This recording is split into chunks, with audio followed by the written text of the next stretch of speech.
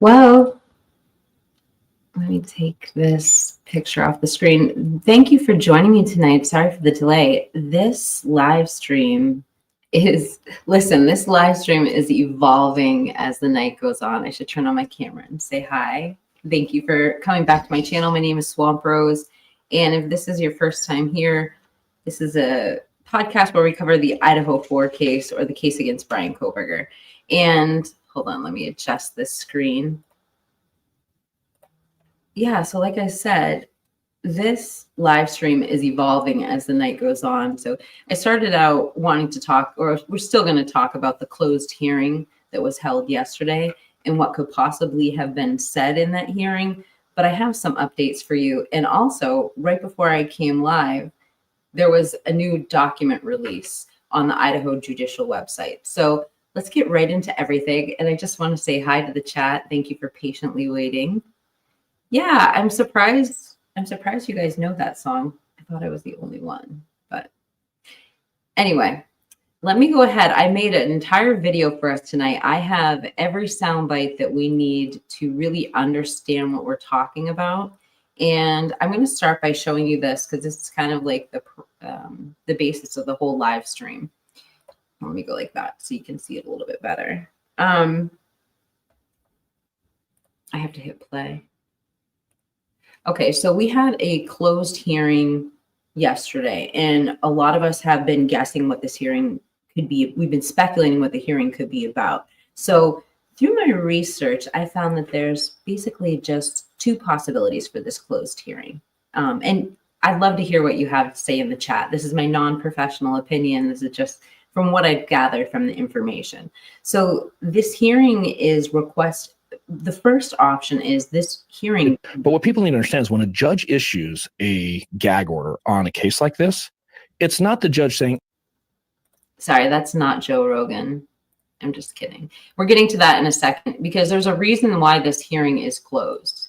And so that's why I brought up the soundbite to Cy Ray. And I've been featuring this soundbite on my channel all day because it's just, people have been bringing up the gag order in my Discord and asking me exactly what evidence could or couldn't be presented. And so we're going to get into that in a second, but it's relevant to what we're saying. The other thing I wanted to bring up is in this hearing, aside from it could be requesting sanctions against the prosecution, it could also be because the information is so incredibly sensitive, they can't talk about it outside of a courtroom setting. So if the sanctions for the prosecution, they could be for several different things. It could be for withholding exculpatory evidence. It could be, changing my notes. It could be for a Brady-Giglio violation. Because we do know it could be for officer misconduct. It could be for prosecutorial misconduct. Conduct. So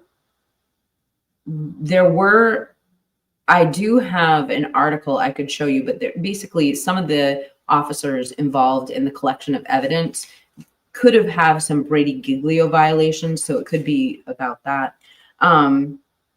We've heard several defense attorneys weigh in on this on YouTube. So for instance, Andrea Burkhart thinks that these Franks hearings could possibly be regarding the expert witness Cy Ray and his information on Bryan's cell phone tracking. Also, we've heard that these hearings could, from another defense attorney, Yoli Law was talking about how some of these sanctions could be pertaining to the arrest warrant and how the arrest warrant that was given to BK. Oh my gosh, we have so many people in the chat. This is my first late night live stream in a long time. I'm like actually really excited about it. Oh, we already have 35 people watching. That's really good. All right, so I'm going to hit play. So yesterday, one of my subs, Deb Tabe, actually reached out to the court clerk, and she got an answer back from them. I don't know if any of you saw it posted on my community page, but I'm just going to hit play on this. And she got this response. So we know there's documents coming other than the documents we see today. I'm going to stop here. The court clerk wrote back to her, "Hello, thank you for reaching out. The judge is still reviewing the documents and will need to decide on what is public versus what is sealed. so we don't have any estimated time of arrival at this time. However, please know that they will be posted as soon as done. Thank you. But if I'm gonna pull up this lighting is so stupid. I'm gonna pull up the Idaho Judicial Cases of Interest, because this is separate from what we've actually seen today. So if you look at the case filings that were today, because I was going over these before we came online, I'm just gonna, for example, so all of these were what was uploaded today. So starting here, everything that says December 6, 2024, all of these, this is the state's responses to the defendant's motions to suppress on all these different things. And if you look at, if you click on one of these filing dates, I think they're all for the 6th. Yeah, so they were all filed on the 6th. So these are all prior to this hearing. So whether they don't seem to be anything in response to this hearing. So what I just showed you from my sub who reached out to the clerk is other documents. They're going to be coming in the near future. Hey, so nice to see all you guys. It's good to be back. So why is this hearing sealed? So I brought up a couple reasons a moment ago. So it could be to put sanctions on the prosecution. It could be because the information is sensitive. But why is the case sealed? And if the case is sealed, then when we hear speculation on YouTube, how do we know what to believe or not? Now, I've had this question for a long time. I've had this podcast for a year and a half. I've also had questions on like who I could trust to have on as a guest on my show.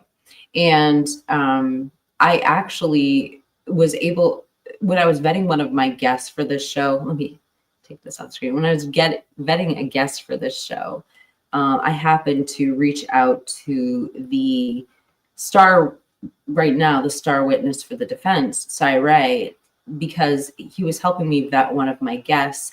And in his response, he actually did a segment on his podcast that talks about not only vetting people, but the information that we consume in the true crime community. And he tells us when it comes to a case that's gagged and redacted, exactly what we can expect or exactly what we can listen to for information. So that's the next thing I really want to show you guys is this soundbite from Cy Ray. Now we're going to get into real specifics about what could be said at this hearing, but we're going to start here because I kind of want to get us all on the same page. And this is just like, I don't know, like a 1.5-minute clip.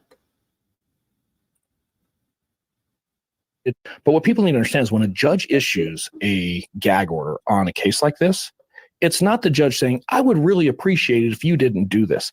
It is a lawful court order, which means you violate that, you can be criminally charged. You can actually go to jail. So I want our socialites to just take a second.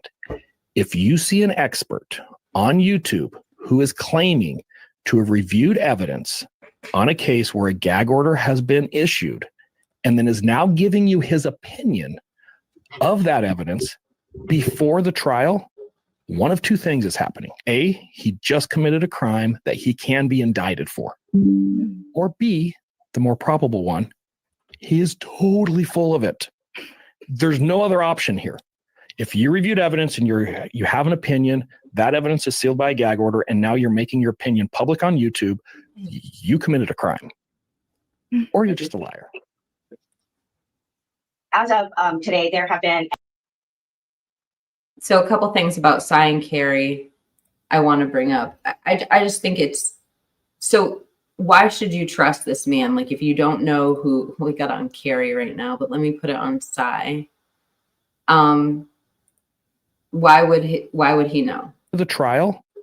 So if you don't know who he is, Cy Ray has testified in, well, at this point, over 100 different cases. And most of the time, Cy Ray is an expert for the prosecution in cases.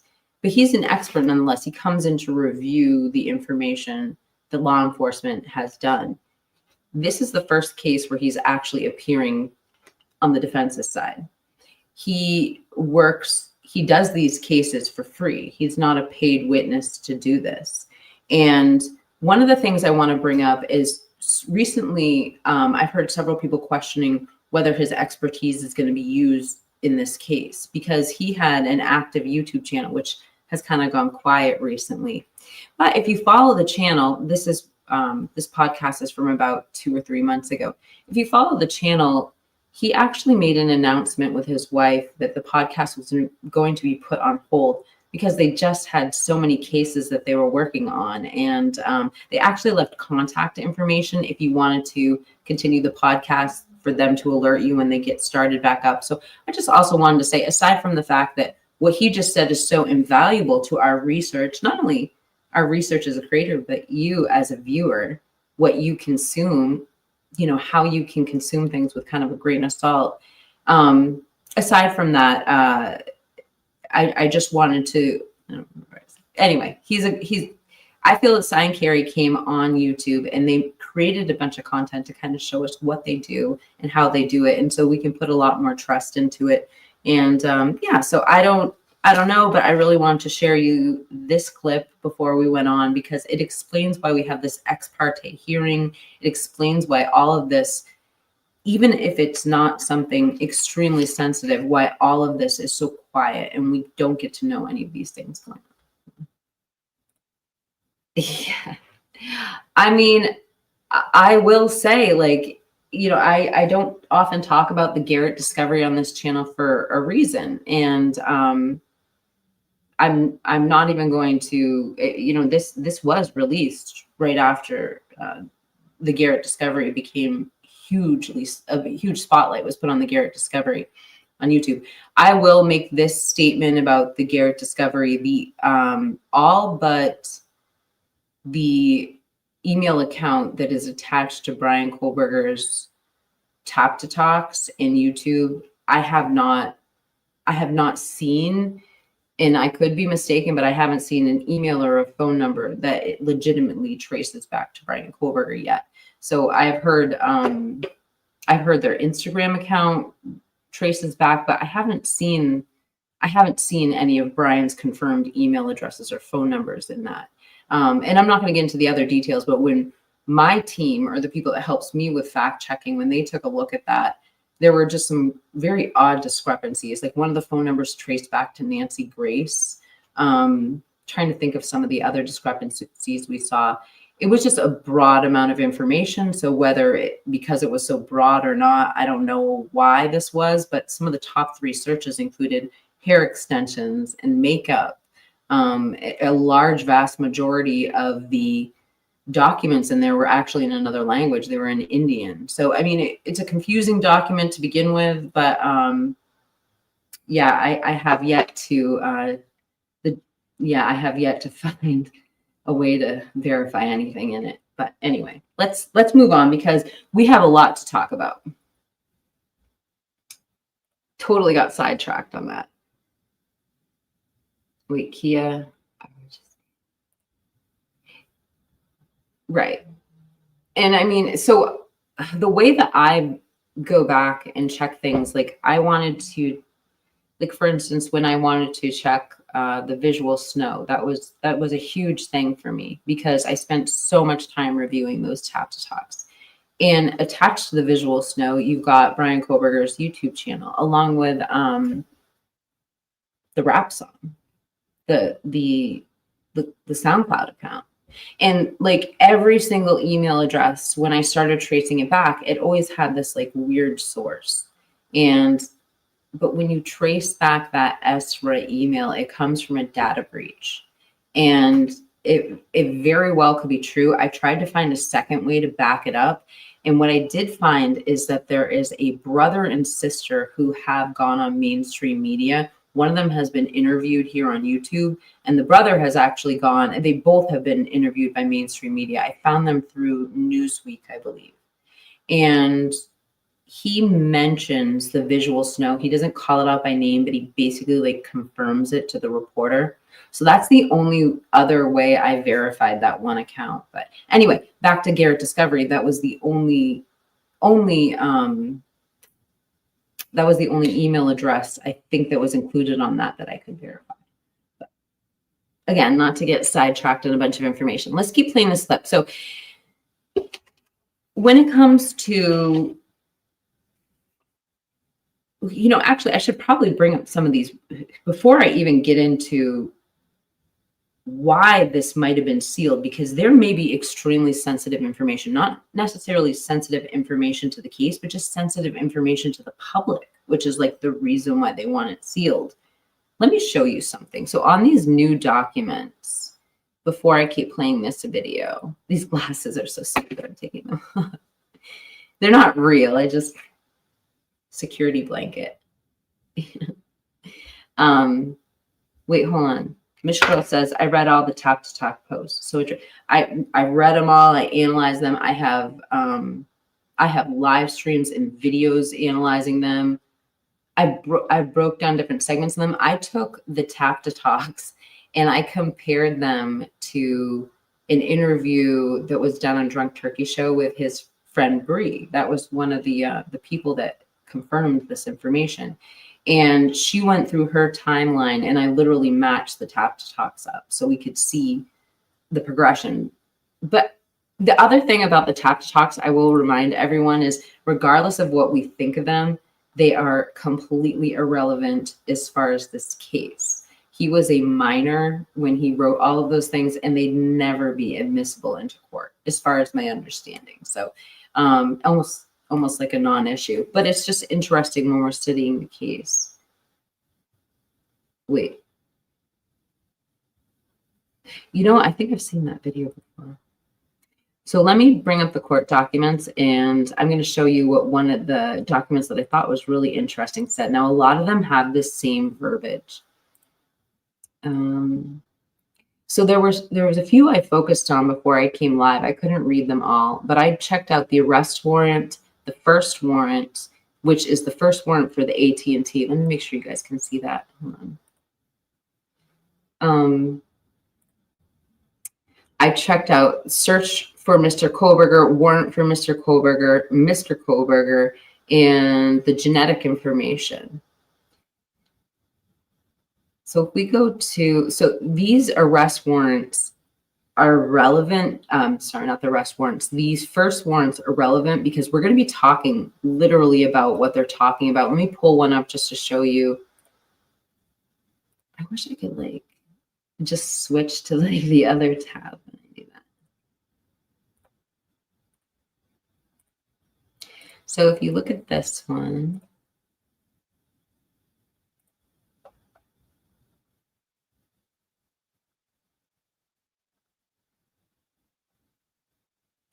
these are from Come Now, State of Idaho, by and through the Latah County Prosecuting Attorney, and respectfully responds to defendant's motion to suppress in memorandum in support regarding AT&T first warrant filed on November 13th, 2024.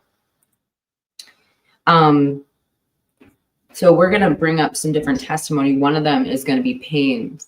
And one of the things I had suggested when I was doing my research about 2 months ago is that it's possible that they were tracking two numbers to begin with. It's possible there was a mistake. And I think it'll become a little bit clearer when we listen to these, but you notice there's the 8458, the 8548 number, and then the 8458 number.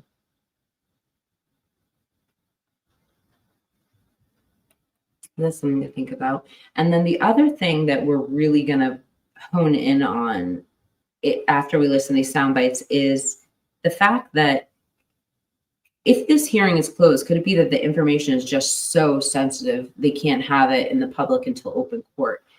Because there were 71 federal subpoenas. There was, the FBI was investigating something to do with Bryan Kohberger, and it was post his arrest.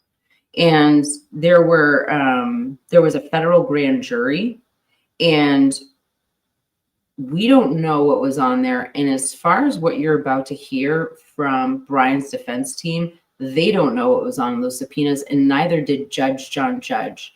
And so it's a clip I want to play you the entire amount of. Unfortunately, it's a 10-minute clip. I don't know how far we're going to get into it, but I certainly want to play the very beginning where she cites the 71 search warrants, and then the very end, because basically what she says to the judges, you have the right to demand that they hand these subpoenas over to us so we can see them. And the judge is like, you might be underestimating my powers. And Massoff looks right at him and she goes, actually, I think you're underestimating your powers. And she walks away. It's a powerful moment. So let's go ahead and listen to this prepared soundbite.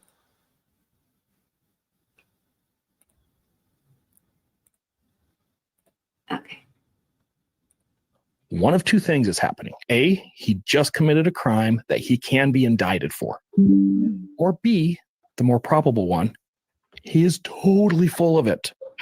There's no other option here. If you reviewed evidence and you have an opinion, that evidence is sealed by a gag order, and now you're making your opinion public on YouTube, you committed a crime. Or you're just a liar. As of today, there have been at least 50 federal grand jury subpoenas that have been issued in this case. Exhibits A and Exhibits B are an example of. And so we know Exhibit A, that was actually cleared up in these documents that were just released today. Exhibit A is pertaining to the tracking of Bryan Kohberger. And I wasn't clear on that before. It's like every exhibit is, how many exhibits now? But that's definitely what it was talking about. Maybe we knew that before, but I didn't realize that until I was reading the motions to suppress, the memorandums to suppress. Copies of grand jury subpoenas that we have received out of those more than 50. And what I didn't provide to you that goes behind that, what we got with those is the subpoenas include attachment A, which explains what is being subpoenaed. And then what has been produced is the responses to those subpoenas. And in some of the subpoenas, we also have the certification by the person who has produced the records in response to the subpoena. Some of them are missing. We have asked the state to produce all of the subpoenas, and their response is that they are not in possession and control of those subpoenas, and they do not intend to use the subpoenas as an exhibit. And we have not justified why we need those subpoenas, and for those reasons, they are not going to produce them. I'd like to begin by saying that as it relates to any argument that the state is not in possession and control, rather than beat the dead horse on that issue, Idaho Supreme Court came down in 2023 and made it crystal clear that anybody that's acting on behalf of as an agent of the state puts those records in the hands of the state, and they need to produce them. State versus Pendleton, 2003. The other thing is that in terms of the state arguing that they are not going to use a subpoena as an exhibit, that is not in and of itself a defense to not produce a document to us. We have a million reasons why we need to look at documents. We understand that out of the 51 terabytes that have been produced, that not all of that is evidence that's going to be coming for the court or the jury, but it doesn't mean that they aren't material or exculpatory. The subpoenas, based on reviewing the records, are in the hands of basically three agents. There is an FBI forensic agent by the name of forensic accountant, Michael Douglas. There's a special agent, Travis Shirley, and there is another agent, Mary Tyndall. These are the three agents that are receiving the subpoenas, reaching out to the providers that they're serving and asking for the documents. For the court to understand why we need these documents, I want to tell you what we're doing with discovery and timelines. There are more than 100 search warrants in this case. There are more than 50 grand jury subpoenas in this case. You've heard all kinds of information about the probable cause affidavit and the timing of that. Timing in this case for the defense is everything. So we are creating timelines that put in the dates of affidavits of warrants, the information that's received, and the date that it's produced. With subpoenas, when we don't get a copy of the subpoena and all we get is the warrant or is the subpoena return, we don't know the scope of what the state has asked for. We don't know the date that the subpoena was served. And in some of them, we don't know that there is a certified return. So we can't take our timeline on warrants and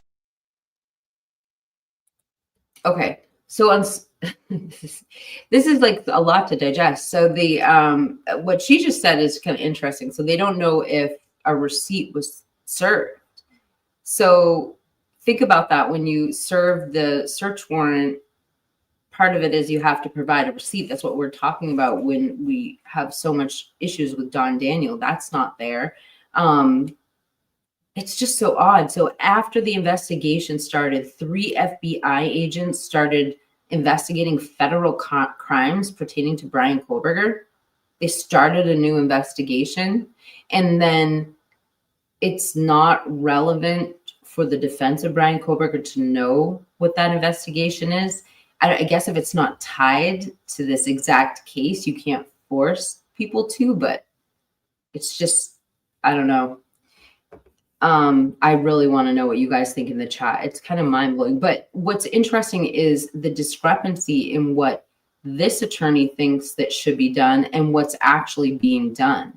And then you're going to hear that line that we've heard again and again, that you can't you can't give them what they don't have, which is a line that has been brought up in this courtroom in other cases. So let's just listen in a little bit more. I don't know if I want to do the full 10 minutes on this because we have Brett Payne. I have 3 sound bites from Cy I want to get to. And then I have it's a kind of a rare soundbite from very early on in a live broadcast with Steve Gonsalves, and it goes into alibis and other connections. Let's just get into this one.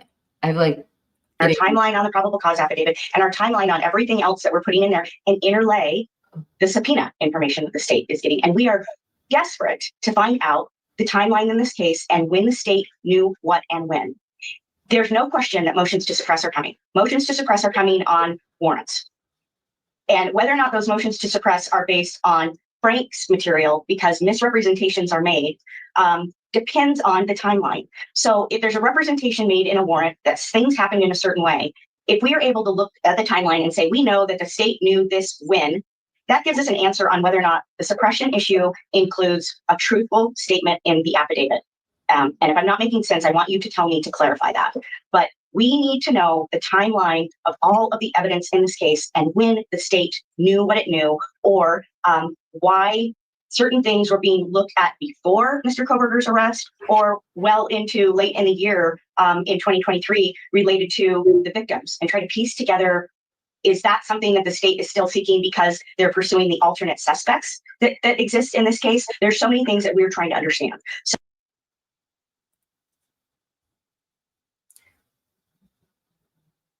I mean, so this is May 30th, and they're saying things. Is this because the state is pursuing alternative suspects? What's up with that line? Is are we supposed to think that's just show? That's just a defense attorney putting out, we're being told when the defense attorney turns to Bryan Kohberger and says, Your Honor, my client is innocent. And then they say, so are we supposed to ignore these things and assume that they're doing it for show? Because she's saying that they were pursuing alternative suspects. This is May 30th. I mean, I think it's kind of breathtaking. It's probably worth rewinding 10 seconds and hearing again. Related to the victims, and try to piece together, is that something that the state is still seeking because they're pursuing the alternate suspects that exist in this case? There's so many things that we're trying to understand. So what we're asking you to do is enter an order compelling them to produce the subpoenas. You see that they had at least 2 in their possession that they possessed, and it will clarify it for us. And we will be able to create our timeline and put all of these things together and know when and why the state was doing these things. And just to add one other component, you're hearing about cell phone records and cell phone records today being produced on warrants. Well, there were several sets of cell phone records that were produced pursuant to a grand jury subpoena. Still not clear to us why warrant versus subpoena, and they're different providers. And some of it's for phone numbers that we have to figure out who those phone numbers are. But all of this information is critical and material for us to be able to do the case, to do our work in this case. So I would ask that you enter an order to compel. And that way the state has the ability to take that to the FBI agents and say, the court has entered an order, we've got to produce the subpoenas, and we'll get the subpoenas. To the extent that the state may stand up and say, we've got this 2E demands, we've got to deal with 2E. I just want to make it really clear for the court that 2E is not an obstacle. 2E is a hoop to jump through. The code related to 28 CFR 16.21 specifically states that the purpose of 2E is not to prevent. Okay. Why this is important. So this is kind of like the grand finale of it. And if you haven't seen this, you're really going to be interested in the interaction between the judge and the attorney at the very end. This TUI is the important part of this, because this is basically the prosecution's argument that they're not only is it not necessary, but they don't have the right to ask for it. And I think that it's articulated. I mean, it doesn't leave much room for interpretation. Like she explains exactly what's going on, and it's kind of breathtaking. Like, this is what has been going on and on.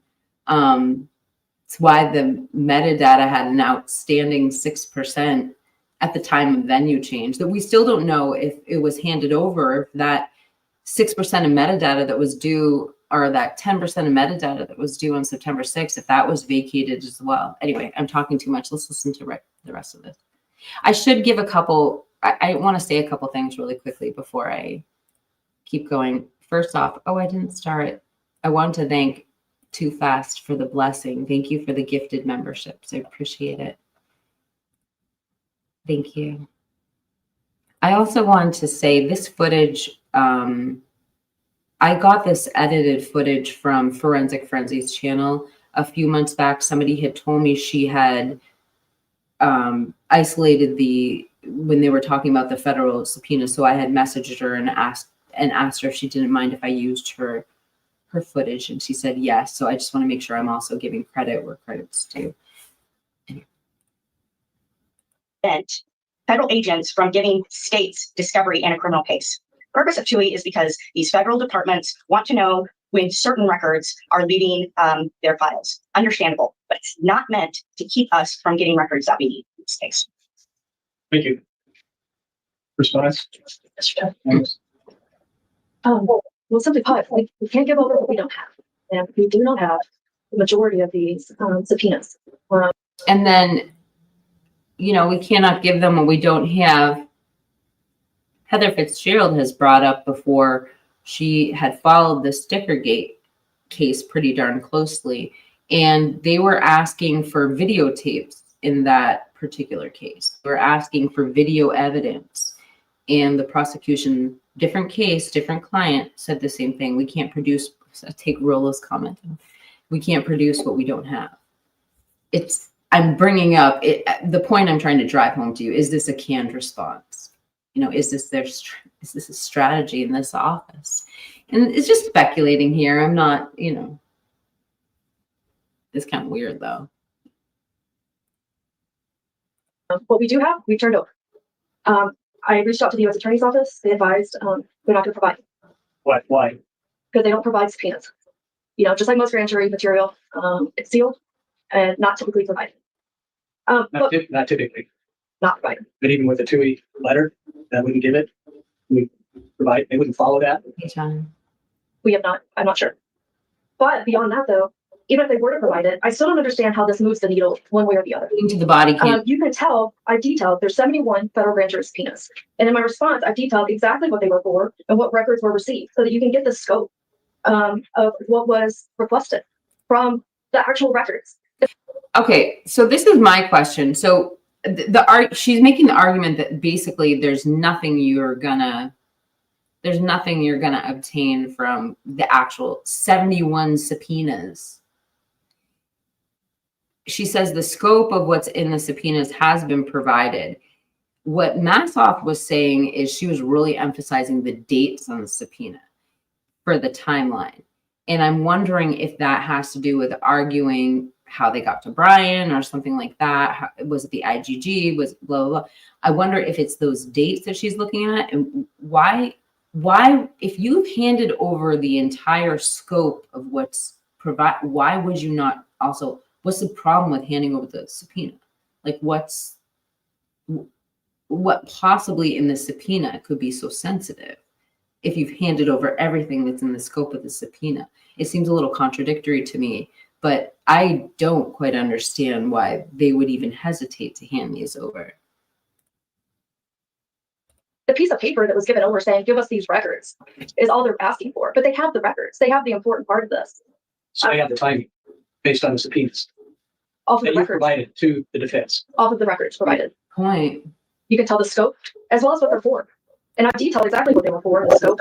And then do you guys know what David Byrd is bringing up? The Drake Moore as well as Tickergate shows the BS they get up to. That Drake Moore case, I believe that was a weird case from the beginning. Just like the one thing that got to me, and before I even saw the evidence that Lana was presenting, is one of the things she brought up is the coroner changing their story. That was so weird. And yeah, it's a crazy case. And it's kind of crazy that like we wouldn't know anything about it if it weren't for someone within our true crime community solving that, or not solving it, but you know what I mean? Like actually auditing their First Amendment rights and doing some FOIA requests on that information. Imagine if nobody had ever taken a look. And my response.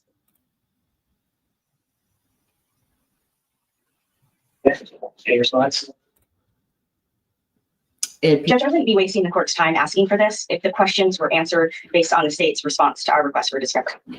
Timing is critical on when a subpoena is served, what was the scope, then we can look at the documents to see if they are actually responsive to the scope. And knowing the timing of when that was served versus when it's produced to us is different. And again, I mentioned some of these things are pre-arrest of Mr. Kohberger, and some of it is in the middle, and some of it is, frankly, months after the fact, if not a year after the fact, where they're looking for things related to the victims. And can I ask a question? Because Ms. Jennings just said that the dates, well, all the subpoenas that were provided to you, 71 subpoenas, and each one of those had the scope of what the request was in the subpoena, and that it would be dated. That's not true. That's not true. No. There are all kinds of different records and different methods that the people that were the businesses and the people that were asked to produce the records produce them in different form.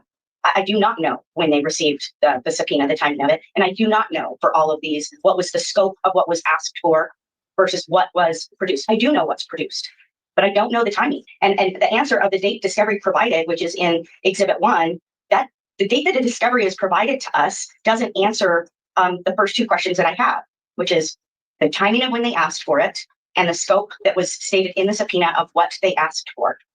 Some companies were asked probably for a certain number of months, and they didn't have records that were responsive to those number of months, right? Because when the state's doing this investigation, they're not necessarily knowing exactly what records exist. So being able to be specific is important. And I want to touch on this issue of it. It's not in their possession. I get that. But okay, so that's another good point. I don't want to keep pausing this because obviously, it's a lengthy clip, but how do you know what to ask? They can't even know what to ask for if they don't know all of the records. This is a legitimate point. You have complete control over what evidence is going to be coming into this case with your order. This is the moment that I was saying that I found she was so assertive, and the response from the judge was, it felt breathtaking. Dare I say, she is explaining to the judge how this gag order works. The gag order, I don't know, let's take a listen. Orders. You make it crystal clear, produce it, or it's not coming in. That's the first level of sanction. And then we can just get going from there. Something that's destroyed, you can't produce that, there's going to be a spoliation instruction. Something that we keep repeatedly asking for and it gets past time, we're going to knock the death penalty off the table. You have control to get these issues that we are struggling with fixed by saying, this is my order, produce it, or there's going to be a sanction. You may be overestimating my power. I think you're underestimating your power. Well, I have a good sense of where my power. Hold on a second. Did you guys just see that? He goes, I think you're overestimating my power. She goes, I think you're underestimating it. And she walks away. Just watch that again. She's a badass. Hold on. Produce it, or there's going to be a sanction. You may be overestimating my power. I think you're underestimating your power. Well, I have a good sense of where my power starts and ends. So I don't know. I mean, there's so much discovery that has been shared. Are all of these 71 subpoenas, have they been provided to me at this point? Because I don't think I've seen them. You know, they went through a federal grand jury. So this, you know, we haven't seen anything in terms of the grand jury testimony transcripts. What I have surmised based on my federal practice, because I spent about 50% of my time in federal court, is that they've used a federal grand jury as an investigative tool because the FBI is partnering with them. That makes complete sense. These subpoenas are in the hands of the 3 agents that I gave you the names of. They haven't come through you. They're in the hands of the agents. And so it's a matter of them just gathering the records that those agents have in their possession and providing to us. You know, and it helps us create this timeline in a case where discovery is being given to us as if we're living in a snow globe and it's just swirling around us and we're constantly having to put it together. So, you know, you've asked us several times, what can I do to help you guys get your work done? This is one of those things. Let us see the subpoenas so we can overlay this in our timeline. It does. So you get these records and you take a look at them and you.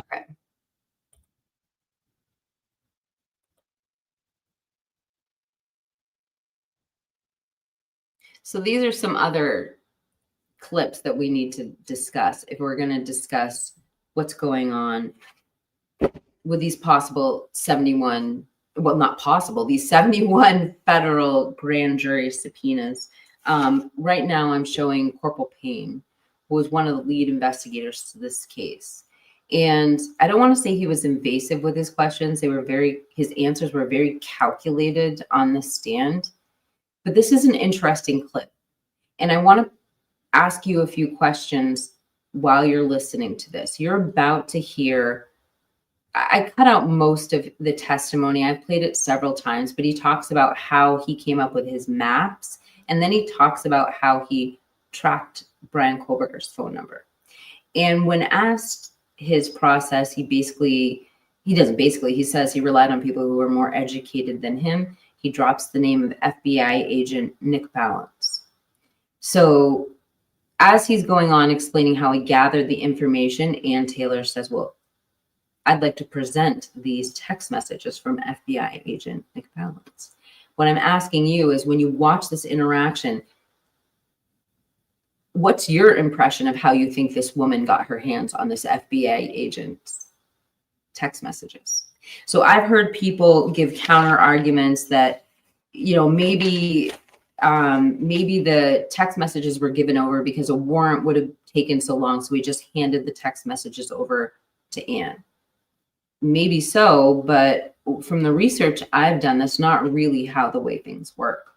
Private text messages to an FBI agent are extremely protected, and they would require probable cause and a search warrant in order to obtain them.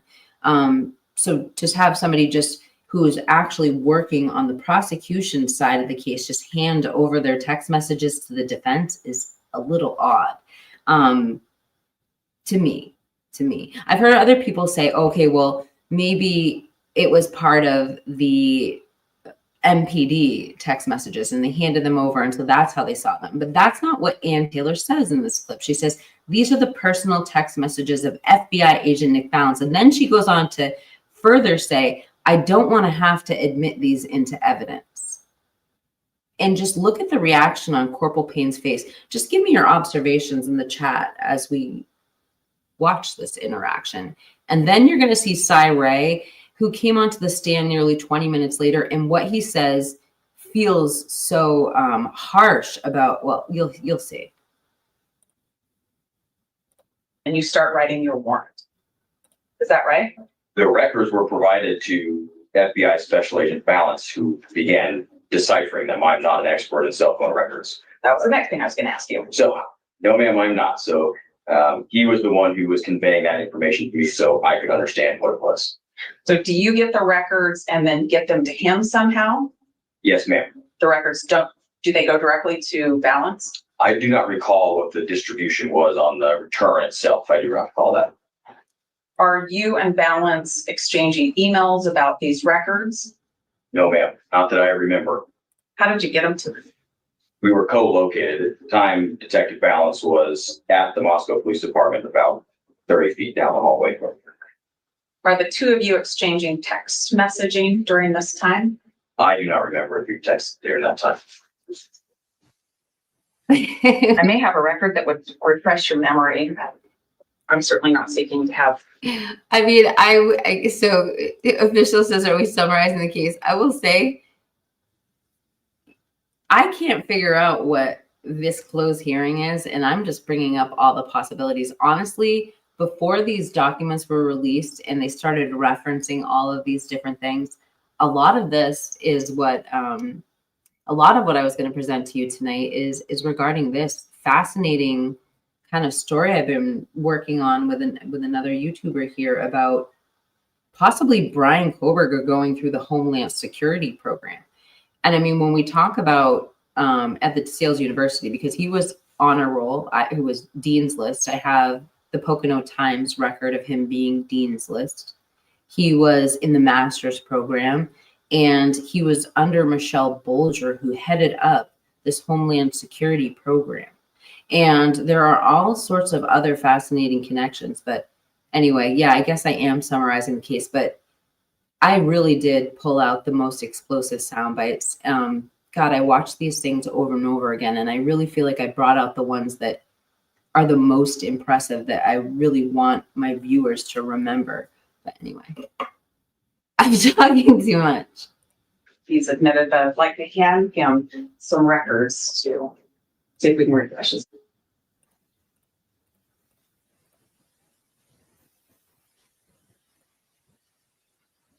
You did.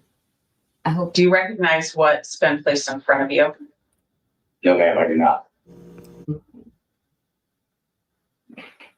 So that right there are the two phone numbers in the PCA, and that's where Cyray came in. In your experience with working with AT&T records, is it common or uncommon to have two warrants, one that relies on the content of the first in the same day? It's not uncommon to see. So remember, one of the motions that we just saw was a motion to suppress the memorandum to suppress the first search warrant, which would be this one. And a small time period that produces results that would increase the desire, the need for a bigger time period of records. Seeing that entire process happen twice in the same day is extremely rare. It's terrible practice to justify probable cause for this very detailed call detail records that give breadcrumb-like trails for individuals and then not map it. We justify an entire probable cause statement saying we have to have this. Not mapping it and then making decisions and work products with leaving that out is extremely problematic. You just told us that you think we have most of it, but there's some significant parts that are missing. Yeah, and I want to qualify that just so it's really clear, because I understand it's starting to get very technical. There's over 500,000 lines of data that was turned over. So I'll make it clear, there's a lot of data that has been produced. I would say, in my opinion, looking at what's been produced, probably 2 or 3% is missing, but it's not the amount of data or the time of the data, it's the locations of the data. Some of the most significant locations in this case we're missing some data. Those significant locations, have they been depicted or captured on the CAS draft report? They have. Are. And we don't get those documents and we piecemeal things. And I will start there. I want to stop there because the other thing we had seen when we were looking at those responses from Brian Koberger's team and all those motions to suppress, we saw it lined out what part of this defense is going to be, because they state where the state says he lost communication, they're saying that Cyray saw him going south. So there's not only, it's not just a discrepancy, they're seeing two different things. It creates this narrative that is very harmful for the defense's case. As I've got more documents, I'm finding it's not harmful for the defense's case. There's a lot of misstatements that have been made. So yes, to your question, to date, it is very helpful for Mr. Koberger. I reserve the right to change that opinion in 6 months, depending on what type of documents are released and what's out there. And the discovery you're talking about is a video of. Okay, so we're going to stop here. So this is another thing I want to talk to you about when it comes to this hearing that just happened. We just saw those deadlines on November 14th. And oh, by the way, Robert, I hope you're feeling better. Prayers, healing prayers to you. I just wanted to hold your comment up so we could all send you some positive energy. Robert's going through some health struggles, but I'm bringing this up because this could be another thing. So on the 14th, not only were grievances about discovery, not only discovery was, any grievances about discovery or requests for discovery were due by the 14th. Another thing this hearing could be about is if they don't, they feel they haven't received all the discovery. This was a major, I should turn my Discord off. This was a major issue for Ann Taylor back in this hearing. So there's a piece of video evidence, and it's not of Brian's car. And it's apparently key evidence in this case. It's also key evidence for the defense to form Brian's alibi. So this is a really interesting exchange. Could this closed hearing be because they still haven't received this? This is only a minute long. Car. No, What do you? so the video that we talk about is one that I think the state's going to use in its case that I don't have full video on, that I'm not talking about any video of Brian's car. When I'm talking about an alibi defense, unless there's video that shows it elsewhere that I haven't gotten to yet, which may be possible given the fact that there's a lot I haven't seen yet, what that is going to show and what the drive testing data is going to show and what other reports related to that are going to be things that my expert needs to finish our investigation and things that I need to formulate my cross-examination against the state's expert. So when I'm telling you that I'm going to do those things in alibi, I can't tell you more than that right now, but that's how we're going to support Brian's alibi. When we don't get those documents and we piecemeal things, it creates this narrative that is very harmful for the defense's case. As I've got more documents, I'm finding it's not harmful for the defense's case. There's a lot of misstatements that have been made. Everything that I've seen to date is concerning to me because it's exculpatory. And I need to clarify this.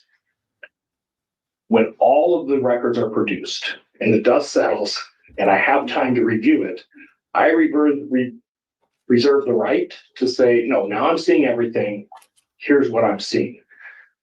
Because of the piecemealing of the data, because of the missing data, because of data that I'm reviewing that is incredibly inaccurate, everything that is missing is absolutely in the benefit of the defense right now.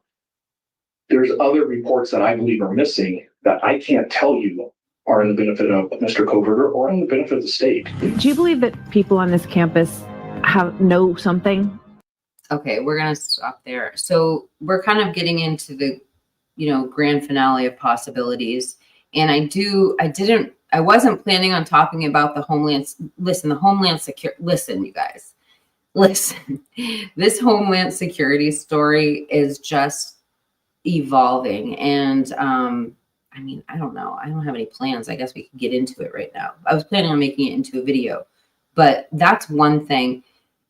What they just said about exculpatory evidence, I wanted to bring that up too. Another thing they could be bringing up in the hearing is it could be a Brady-Giglio violation of withholding evidence or exculpatory evidence. One of the things that was really, really being driven home before the gag order was introduced was that Bethany was being requested to come from Nevada to Idaho to give testimony. And that was supposedly because Bethany knew something that was exculpatory. And we have dove into what she could have seen that was exculpatory. We brought up a few rumors. We brought up a few different things. But I actually recently found some concrete receipts on possibly what that exculpatory evidence could be. So Warning Label Nina found so I've seen this before. I saw a social media clip of this but it was just a social media clip. Lena actually found the exact direct quote, but what is said in, apparently now I've seen it twice documented, is that Bethany heard, and you may have heard this before, she thought she heard spillover from a frat fight. And now we finally have this in print that a reporter has documented down from an interview. And I believe Nina actually said she saw it live, but that was the exculpatory evidence of Bethany that she, allegedly, and again, you know, in my opinion, but that was what it is. She thought she heard men arguing and then a loud thud. It just brings up, why does the PCA worded the way it is, you know, with so much uncertainty about what was, I don't know. But it's weird, you know, when you hear that Bethany on the first floor, that's what she heard as far as exculpatory, you know, and it could be wrong, but it's what it's looking like.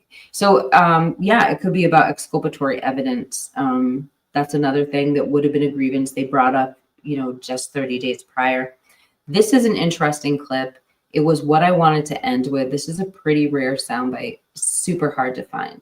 And it was a live broadcast, and Martha McCowan is the reporter, which you don't see her covering a lot of like pop.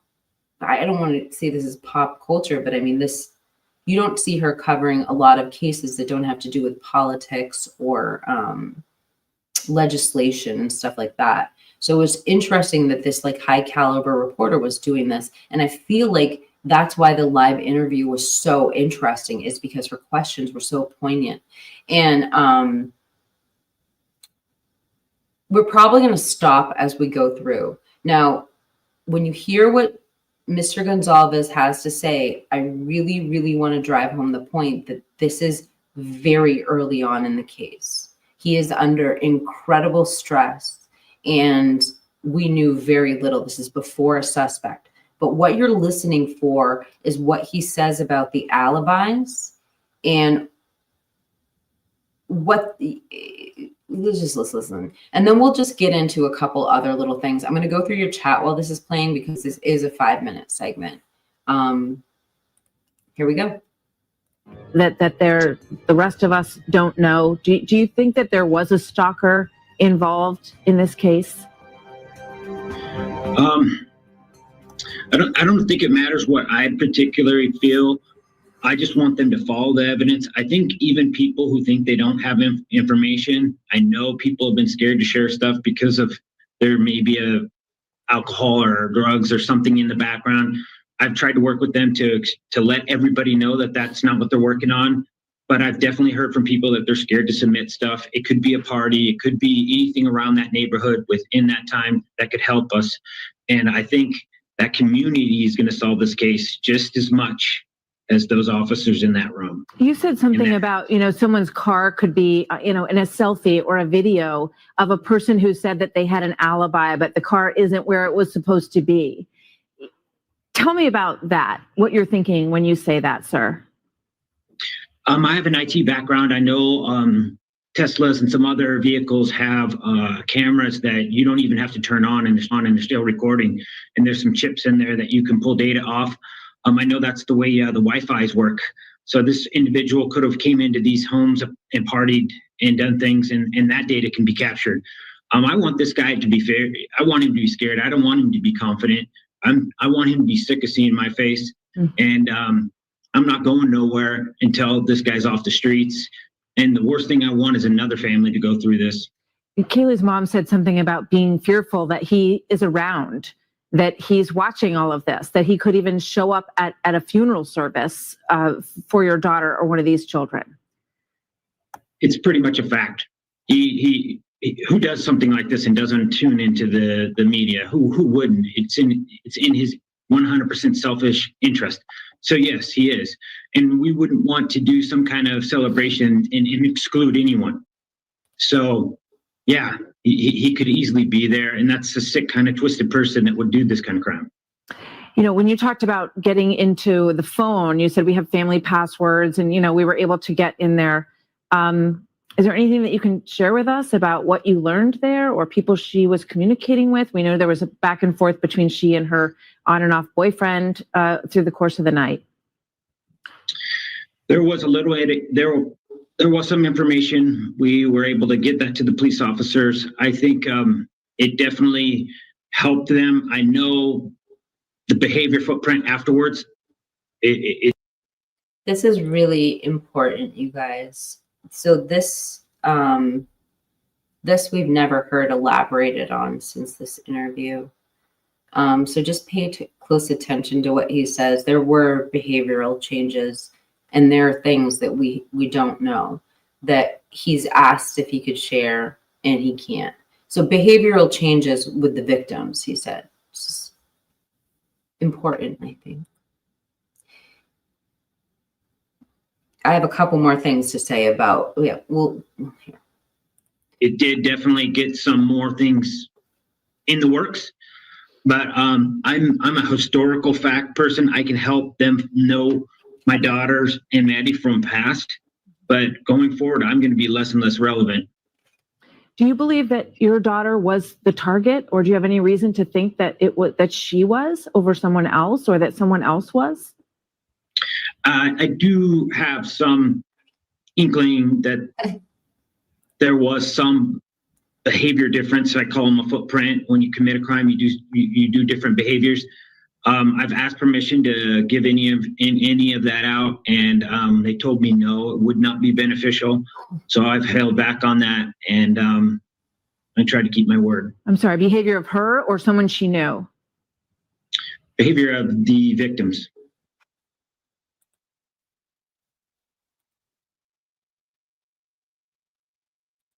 You learned there, or people? okay. I just wanted to pause it on a better picture. Okay, so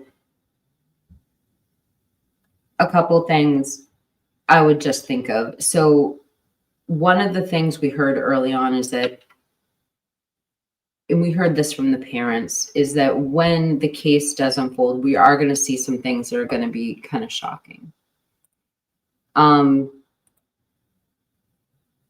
I don't know what they meant by that. I don't know what to surmise from that. What could you guys think would be shocking? There is rumors, and I haven't seen the data on this, that there is a lot of, I'm not going to get into that part. What could the victims be involved with could the victims be involved with something on a federal level that had something to do with these subpoenas? Could the connection be there? That's one thing. If we want to think about, somebody mentioned, we're going to get into this, I think. Oh, hey, Heather's here. Hi, Heather. I'm going to get to your comments in a second. I wasn't going to get into this, but I think I'm feeling it because, I mean, I've already been live streaming for an hour and I might as well keep going. So I wanted to talk about something really interesting, was the possibility of Bryan Kohberger being in the Homeland Security program. Now, I don't know how that affects the case either way, but I'm literally just referring to what could these federal subpoenas possibly be for, these 71 federal subpoenas. So back to the reasons why we think this could be, and I could show you my receipts, but I'm just going to summarize them. Essentially, I've seen Bryan Kohberger was on the dean's list. He was part of the master's program at DeSales. We've seen the curriculum from DeSales taught by Michelle Bolger, who was the one who referred him to the PhD program at WSU. So part of that curriculum, part of what she teaches, is the curriculum to become part of the Homeland Security program. When Bryan Kohberger was arrested and we read the receipts from the search warrant, do you guys recall there was a letter written by Bryan from Montana?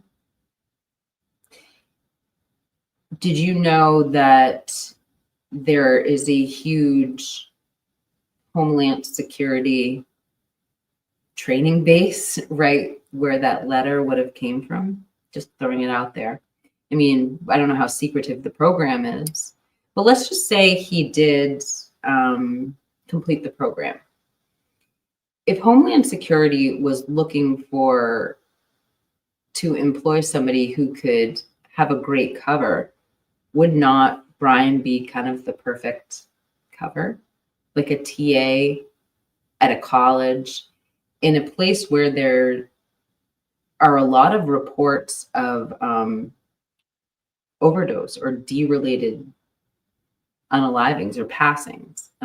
So in an area where there's a lot of D activity, that would be the place where you put an undercover, I would assume, Homeland Security agent. Now, when it comes to Homeland Security, it's a little different than if it's related to Ds, it has to be something that threatens the homeland. So it's hard to fit those two things into the same box. But if there is a trafficking issue, yes, it could be. Now, again, I'm not saying whether Brian's guilty or he's not guilty. I'm trying to figure out what these 71 subpoenas are that were, why did they convene a federal grand jury? Why did 3 FBI agents research Brian after he'd been arrested for federal crimes? What were those federal crimes? What could they have been? I don't know. Just drop it in the chat. I'll show you some receipts. I'll just show you some pictures. So Beautifully Broken Woman has been helping me with the story. I'm going to pull up my Discord. Maybe I'll just turn to the chat first before I go like on a whole rabbit hole with you guys. She's not only had the log entries, but did an entire map of locations.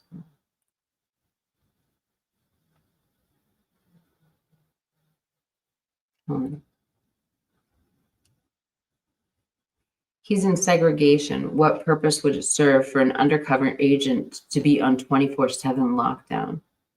I mean, the other thing, a couple other things you want to bring up, I bring up with it was he did have that, he did apply for that internship to Pullman, which was a little bit, I don't know. It wasn't what I would expect from what I know about him now, because he was gearing towards being a scientist, not law enforcement, but yet he is applying for the Pullman Police Department internship. But if he had something to do with law enforcement, you know, that would be a reason. I've heard it was a requirement for him to do some sort of internship in Montana. Honestly, I didn't know about the Montana letter until this research. It's hard to even talk about it without showing you guys my receipts. So what I'm going to do is take a minute to pull up. Let me turn my camera off while I do this, but I'm going to take a minute to pull up my receipts and show them to you. So I'm just grabbing my Discord. Hold on. And I did drop a link to the Discord server if anyone wants to join. It's free.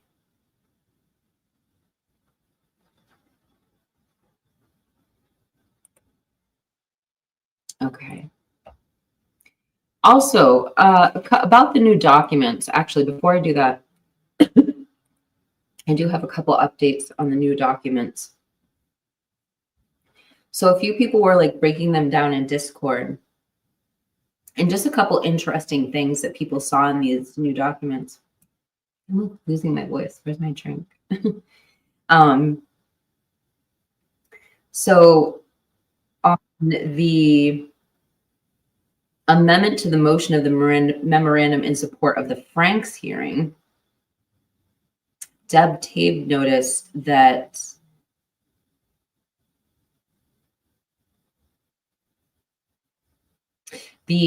all of the prosecution objections from the prosecution to the Franks hearing are going to be sealed. So that's not surprising, but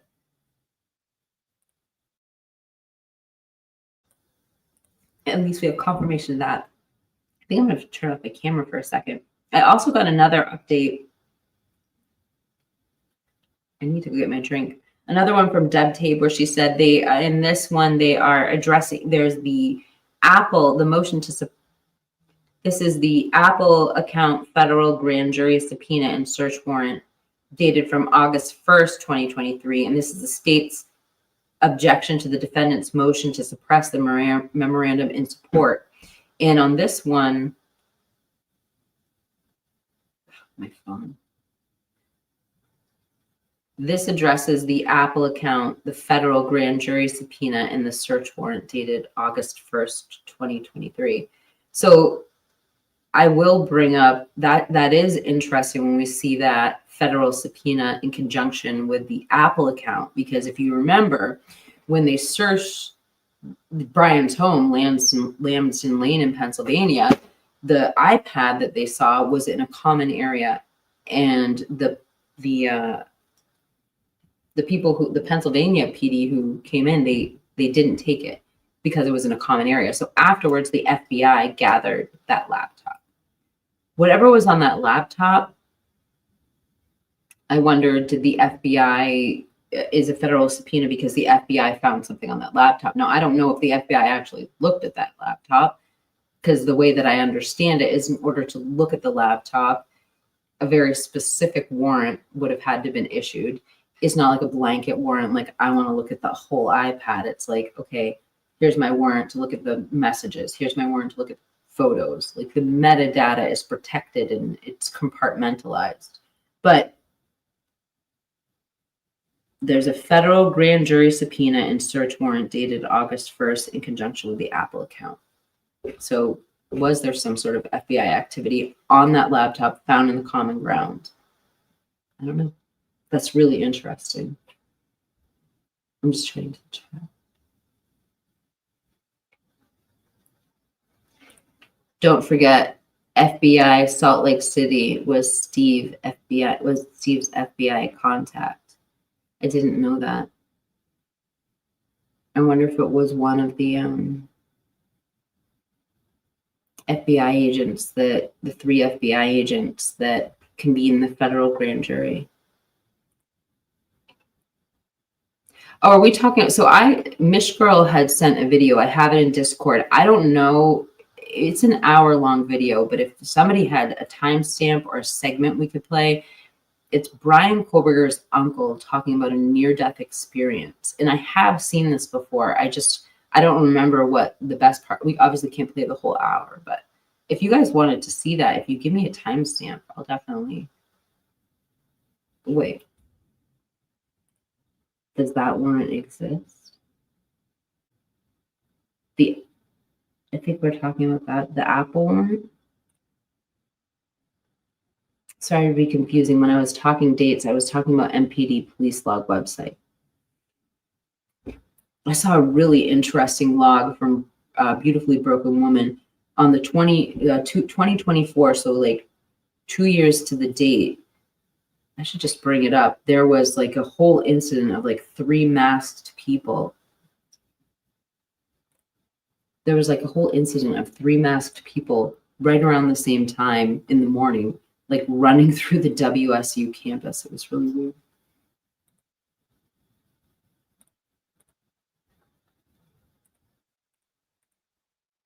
Okay.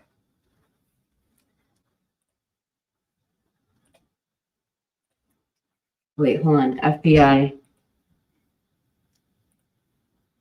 Where did I see it? FBI Utah has just been done for something.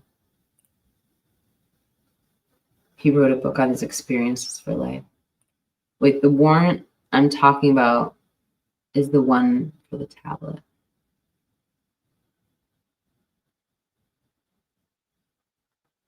Hold on, let me look in Discord, you guys.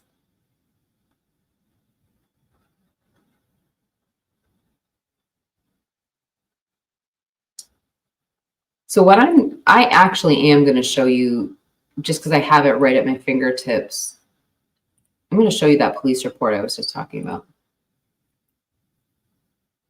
And I said WSU, but it was actually at the U of I campus. I thought this was kind of interesting. So this is from Beautifully Broken Woman. If you can see the MPD press log from 11/14/2024. Just so weird. So let me read this to you. So suspicious person or circumstances incident at 1100 King Road, Moscow. And it says, last night, a group of 3 people ran across RP's yard wearing masks and holding something. Officers contacted. No report.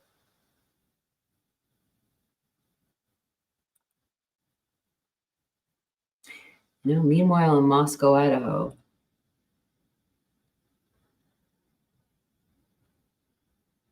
Like, come on.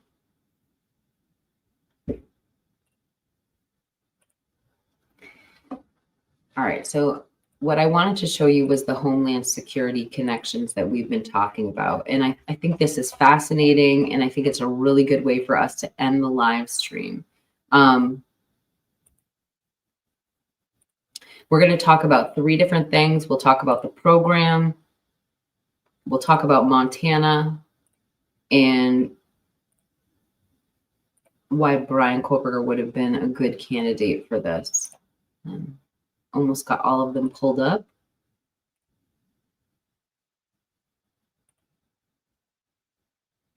Just bear with me a second. I'm almost done.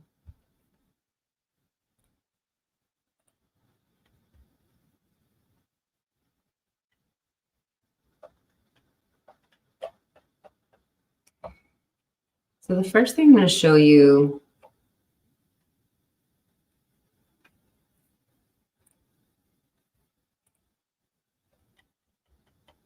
there we go.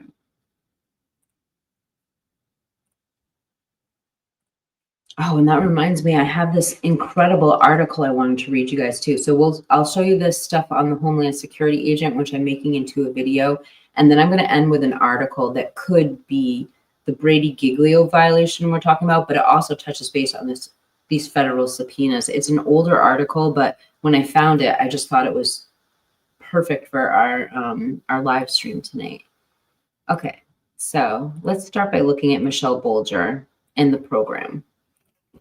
So this is the professor that recommended Brian to the PhD program.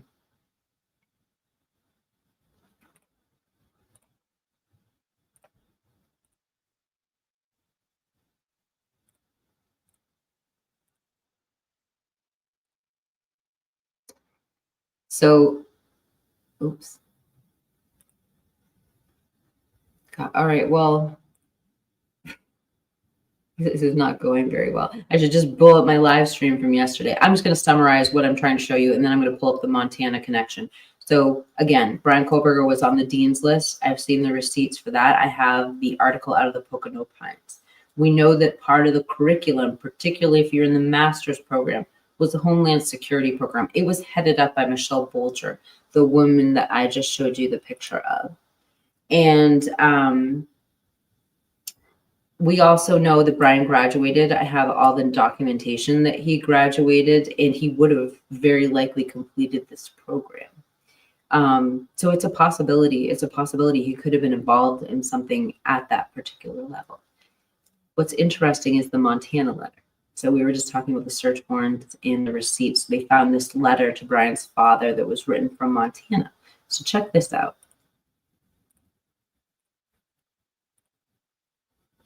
So Beautifully Broken Woman took a little look.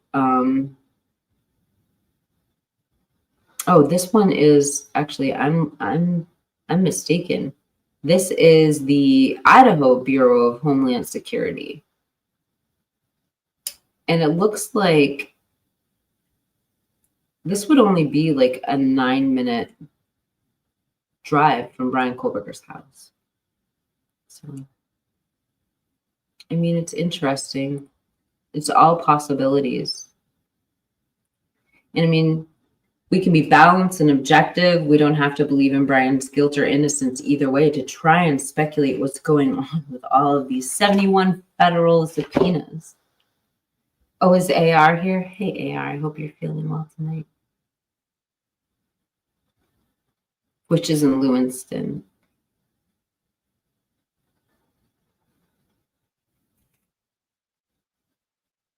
One second. I can't remember what I was just going to show you guys.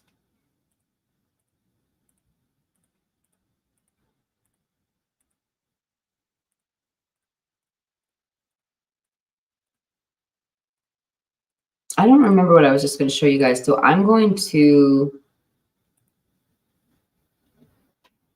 hold on a second. I'm going to turn to the chat, but I think what I'm going to do is end with that really interesting near-death experience clip. All right, so I want to get to some of these comments here.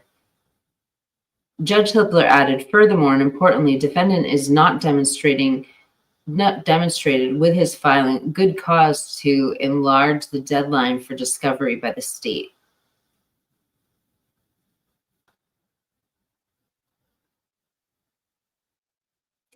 That's kind of interesting with the fact that they had the 2,000-page document that they had to condense down.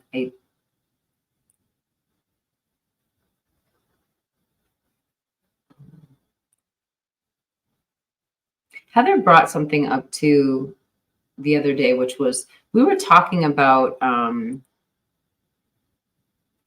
in a video that I put out a while back. So talking along the lines of Bryan Kohberger being Homeland Security. I mean, if we look at some of the behaviors that he had, it is interesting. His running activities were really late at night. It's not what you would expect. It's like, it's kind of a hard thing to maintain if you're working a full-time job. But he had these activities back at DeSales University as well. So I have a soundbite of one of his friends in Pennsylvania who he did night runs with. And he would do these night runs at like 1, 2 o'clock in the morning. It does kind of sound like training to me. I don't know about you, but that's kind of interesting. Also, when we're going to Pennsylvania, when we're talking about Pennsylvania, one of the quotes that I was bringing up the other day was from Jason LaBar, the attorney that was first assigned to Bryan Kohberger when he was first arrested. And some of those quotes are the only quotes that we can really go on in mainstream media right now. One of the things that he emphatically stated was that Bryan asked if police had seen his cell phone. He was asking them if they had looked into his cell phone. We can only imagine that somebody being arrested for 4 unalivings is asking that because they believe the cell phone has some sort of alibi on it. The reason I'm bringing this up is when I saw Heather's name, she brought up something that I really think is not talked about a lot, which there was this astrological event. And actually, I think that there's, where is it? As One Divided was the one who told me about this, but it was like the constellation of Leo had this incredible cosmic event that night. And over 33 people publicly reported it to the Meteorological Society in that area, in the Moscow area, the greater Moscow area. So the reason I bring that up is because with that quote from Jason LaBar, did they look at my cell phone? Was he talking about, could he have really been stargazing that night? Maybe he even has a picture on his phone. Who knows? Like, why was he asking that? But I thought that'd be interesting. Wouldn't it be wild if Bryan Kohberger actually had photographs that night from stargazing? Rolo says, 2,000 pages, 1 page per White Elantra, Moscow area, only according to the...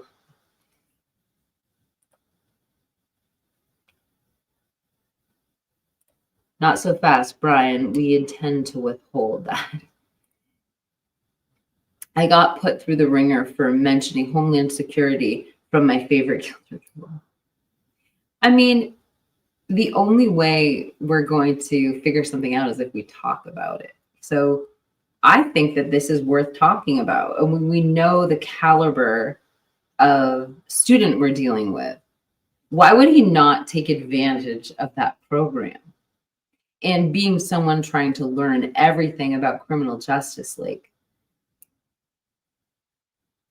why wouldn't he want to rather have a shot at doing Homeland Security with his caliber of degree than, especially when you want to be a scientist and not necessarily law enforcement? Why wouldn't you pursue that? I just feel like he wouldn't have squandered that opportunity.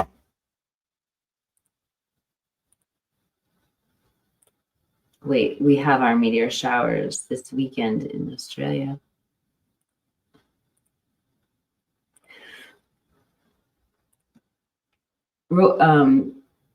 AR says, Aldo, I'm just glad I'm no longer covering this case. You're not covering it at all. AR, you've had such good videos. AR has an incredible video about the FBI, and I've shared it in my community tab. But it kind of plays into the whole IGG thing, who's watching the watchers? And if somebody abuses the system or makes a mistake, who holds them accountable? And is there actual accountability for those? Or is it just like the company standards because that's what it is. There is no legislation. So if somebody does violate or make a mistake, they're not breaking the law. It's interesting. But anyway, what I was getting at is AR has a great video about the FBI watching the watchers, and I highly recommend it. It's too bad that you're not covering the case anymore. Anyway, Jack Johnson says, good day, AR Hayes. Best wishes and good luck with a miracle recovery. Yes, stay happy and know miracles happen every day. You have great support from Jen and many friends and fans in your content and life experiences. Yes, AR, you know that because when I post something, I get like 10 likes. When AR posts something, he gets like 300 likes.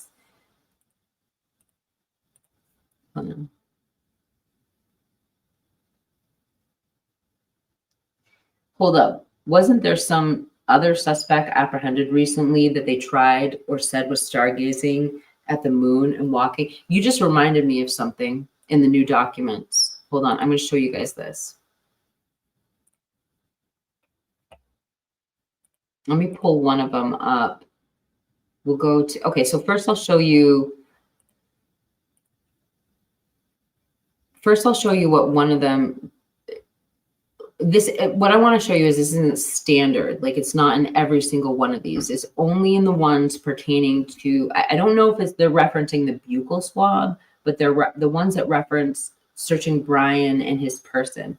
I'm like, by the way, I'm so psyched. I have 118 people in the chat right now because I felt bad. Lana's live streaming right now and she's got so many people in her live. So the fact that I have all of you here right now means so much to me, that probably because we're talking about Idaho 4.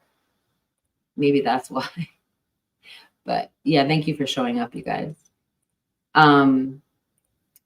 Let me pull up we'll do the arrest warrant. We'll do the search for Mr. Kohlberger. So you can see some of this verbiage for yourself, because I think this might have something to do with, this could have something to do with the confidential informant. And I know a lot of us believe the confidential informant is the IGG, but just look at the way this is worded. And this is in like 4 or 5 of them. I'll do a more oh, it's not in this one.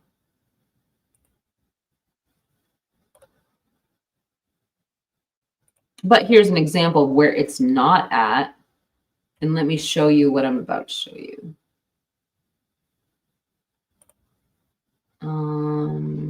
I'll pull up the stipulation for, here we go, this one's good.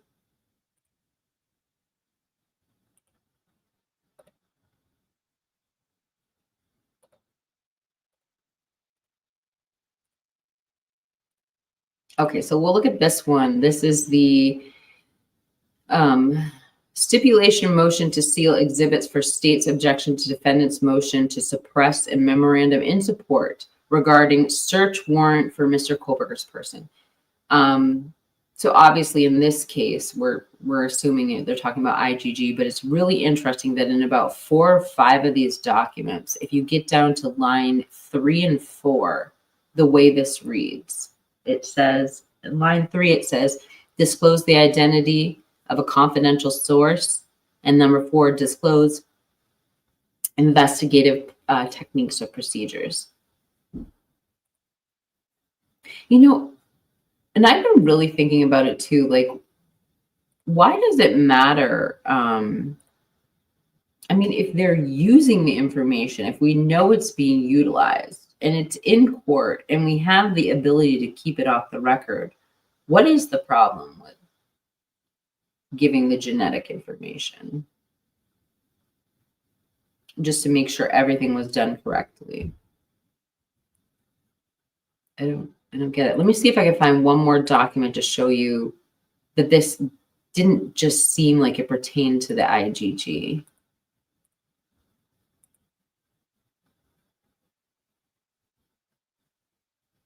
All right, I'm going to go for the search warrant for Mr. Kohlberger.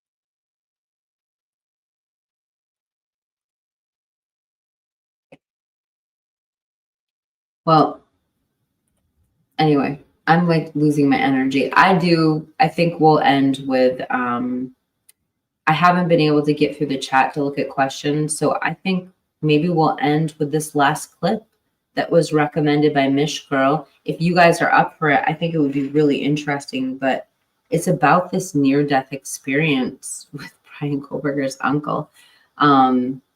What I will do is I'll see if there's a popular part we can skip to. I hesitate to put it on because it's like a full hour, you guys.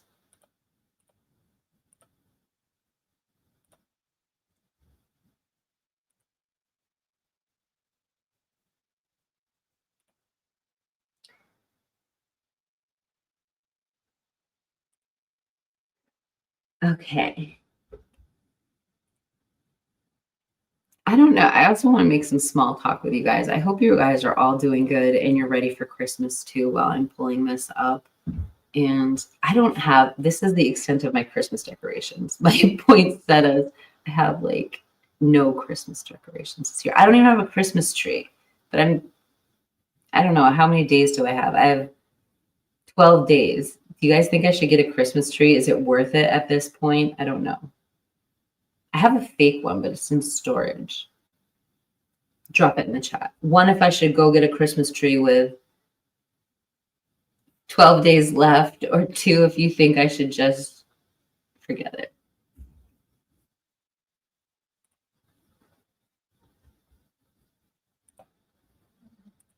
Okay, I've got this pulled up now. Wow, this is crazy.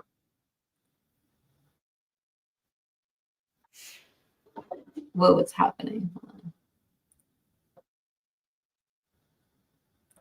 on. Okay.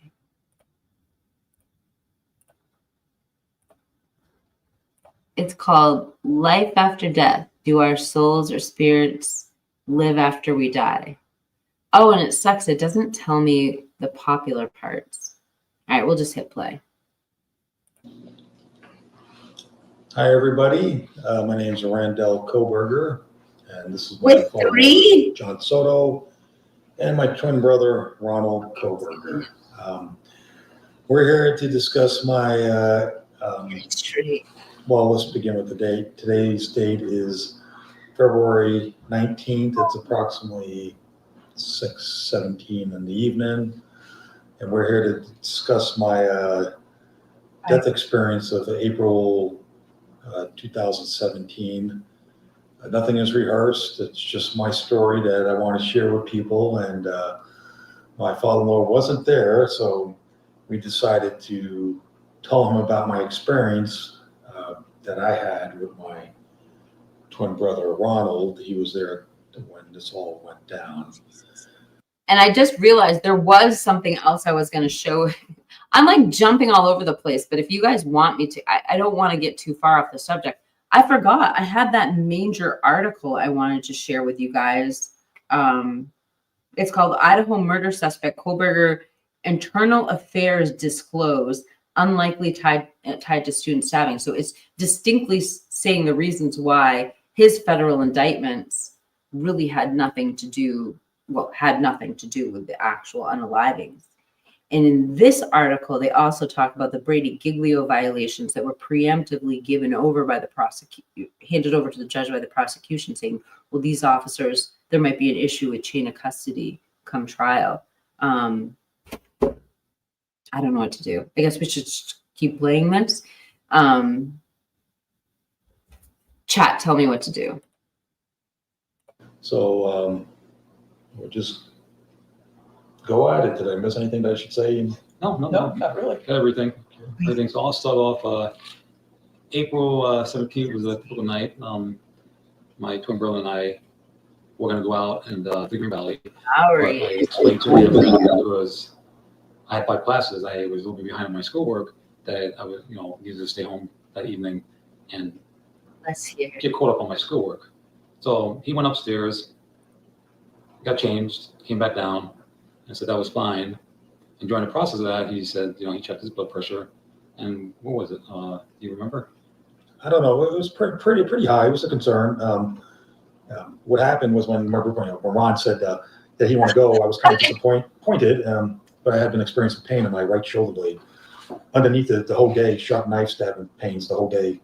Throughout the whole day, we went to Winco, we went shopping. I was, food shopping. We were supposed to go to the gym, but we didn't end up going to the gym. No. But it was kind of, the events kind of unfolded very odd for us. Because usually when I go to the casino, I'll have a few shots, a few beers, but for some reason, Ron just didn't want to go, and I was disappointed. And so when I came downstairs, I kind of looked at him, and I went over and I said to him, well, I want to tell you something. That's when I told you I was having the pains and stuff. Yeah, you took your blood pressure. Oh, It okay. was extremely high because we have a home monitor going because of his previous heart attack. And Okay, so Tonka, my mods are saying to stick to the subject. We can watch videos anytime. So I think that's what we will do. I'm trying to see what you guys were talking about. You guys, I really want to redo this article. I think it is so fascinating. I'm gonna what I'm gonna do is I'm posting it in my Discord server just so it's easy to find, so that if anyone else wants to reference it, they can.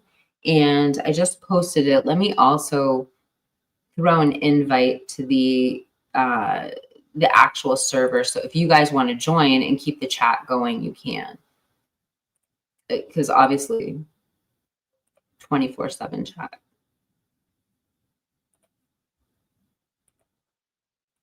Okay, so let me drop this in the chat if you guys want to join the server. It's free.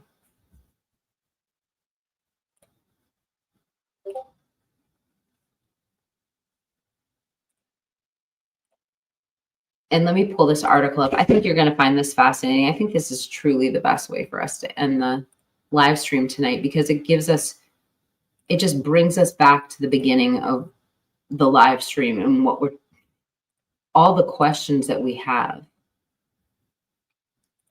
Okay.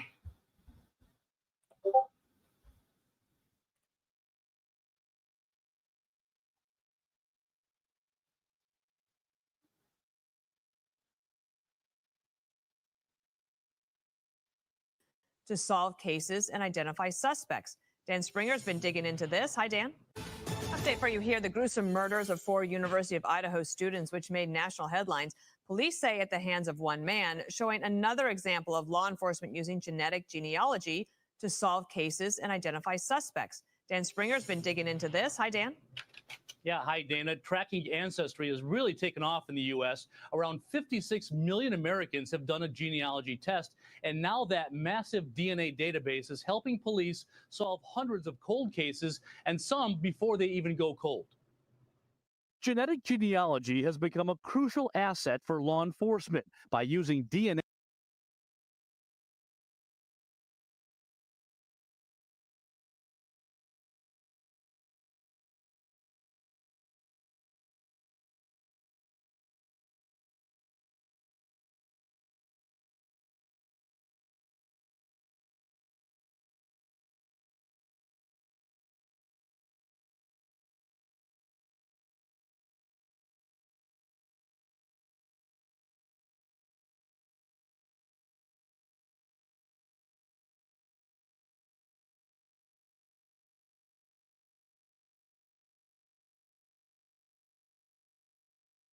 I can't believe I was muted that whole time. I'm so sorry. What I was going to say is we don't have a copy of the Montana letter.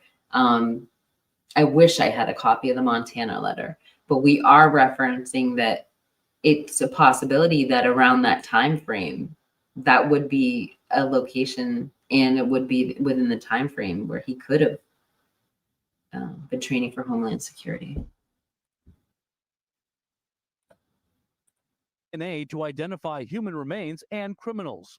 Sources tell Fox News genetic genealogy played a part in leading Idaho police to Brian Koberger, who was accused of murdering 4 college students in November. It's always a puzzle, right? But we're building the picture and we're putting those pieces to get that picture.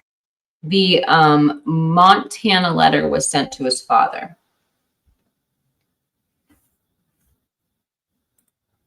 There are other Montana connections. You can ask Justine Cooper in here. And wasn't it Montana, like something that guarded the house for like the first 3 days? Do you guys remember that? I also know one of the ISP officers, or no, I should take that back. One of the people involved heavily in PR in the beginning had a son who I believe was training in Montana. I'm just thinking of all these Montana connections, you know, and what we don't, there's obviously something in there. Shocking. On a federal level, we have no idea that we're going to find out at trial.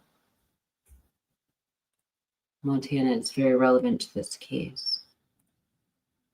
Let's keep going. Sure. My role is to be able to identify unknown samples of DNA. Genetic genealogist Misty Gillis, who has not worked on the Idaho murder case, says the unknown sample of DNA is uploaded to a database where it's compared with millions of other people's profiles for similarities. Those starting data points are then used to build a family tree for each person. We look for common ancestors amongst those trees and genetic networks, and then we build down to identify our sample. I think about the possibilities for all those cold cases out there. Cold cases like the so-called boy in the box, a young Philadelphia boy found dead in a box in 1957, who Gillis was able to identify as Joseph Zarelli 65 years later. I just was, hopeful and excited at the idea of being able to bring his identity back. Former cold case investigator Paul Holes helped identify the Golden State Killer, Joseph DeAngelo, in 2018, decades after he committed dozens of murders and rapes. We built a family tree that consisted of thousands. And then ultimately we landed in on a California branch with a small number of individuals, of males of the right age. Okay, I just am going to just say, I'm going to go down a complete rabbit hole. I had no idea that Cy mentioned Montana when he was discussing, you know what, this just made me think of something else too. I'm going to pause for a second before I get into this article. You guys, listen.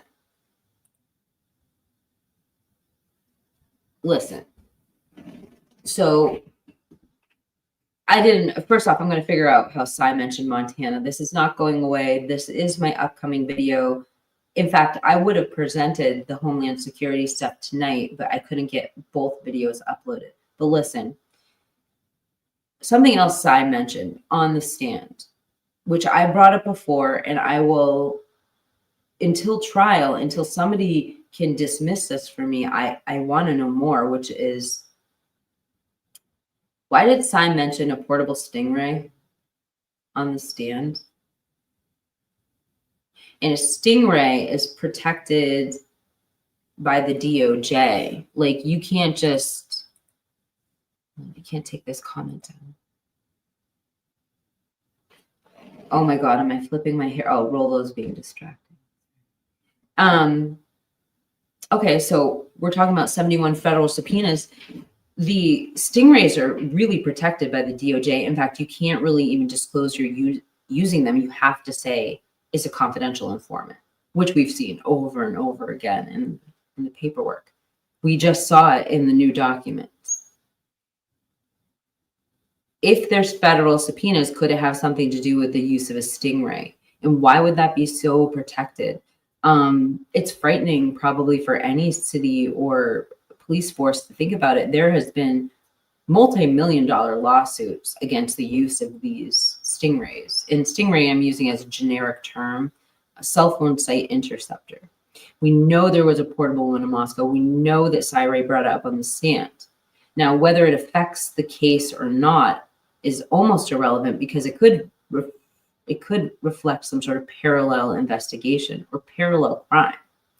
Let me just pose this to you. The victims' families reserve the right to sue the university and the right to sue the city if there was any wrongdoing or missteps in the case. They have until March of this year to do so. In fact, many people have thought that the trial would have convened by then and they would have had more information. But I want to pose this to you. We have a house full of 6 young adults, way more active on their cell phones than we are. And I mean, I'm very active on my cell phone. It always has bothered me there was no distress call made, not just by the surviving roommates, but by the actual victims. How difficult is it to ask Surrey to text someone? Now, I understand we can't imagine being in that situation. And I can imagine that's the first thing I would do instinctually, but we don't know. We don't know. But we do know that when we talk about the exculpatory evidence that Bethany might have had, here listening up the stairs and hearing someone fighting and hearing a loud thud, in that interaction, where was the time frame where the other partner, where Xana wouldn't have had a chance to call or alert, make a distress call? What I'm getting at is with a Stingray, these distress calls are notorious for being dropped. Could the protection, could the closed mouth be something to do with protecting from a lawsuit? I don't know. I just thought I'd bring that up too.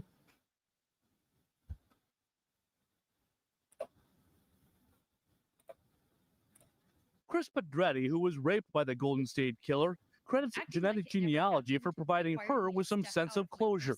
Thank God for DNA because you can't run from that. Joseph James D'Angelo had fooled everybody for so many decades. One possible threat to the future of genetic genealogy as a crime-solving tool is the rising concern over privacy. Some of the databases are wide open, but increasingly people don't want their DNA profile given to a third party, including sometimes law enforcement. So companies are starting to require a person's consent before their DNA can be used as part of a police search. Dana? Fascinating update on that story. Thank you, Dan. Hold on a second. This is interesting. Angela says, I think Bubbly Waters has a video on her channel of someone climbing up a pole, and you can tell that they scrubbed different things out of the actual video. It's crazy. I don't know what the name. You guys should drop it in the chat. I mean, although I'm falling asleep. I go to bed so early. I sometimes stay up though because there's exciting live streams. Like Kane was going to be on tonight. Viviana says the Stingray was used in Pennsylvania per what he was saying out of the warrant was on. So now I have 2 things to go back and look for in Cy's testimony. And I didn't realize he was talking about Pennsylvania. I thought he was saying in Moscow.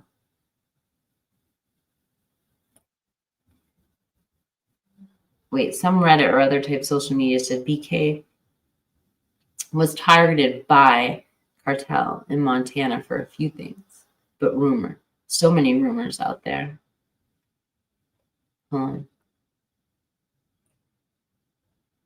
Maybe the Stingray was blocking the signal, and could that have been a safe house for kids whose parents were informants for real? I mean, I don't know if I necessarily believe that about the house, but I do believe that it's possible that one of the victims could have, obviously, for 2 reasons, I would say it could have been involved as an informant. The first one would have been, we hear that phrase, when the trial comes, we're going to find out something shocking about the victims.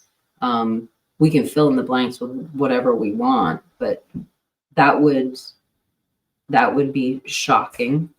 The other thing is Kaylee. I mean, Kaylee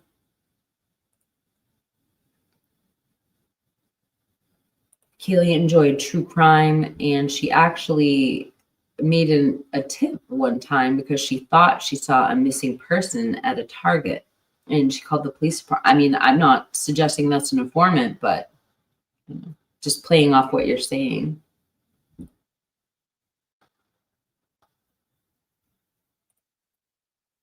The trap trace in PA, Stingray in Moscow, I thought.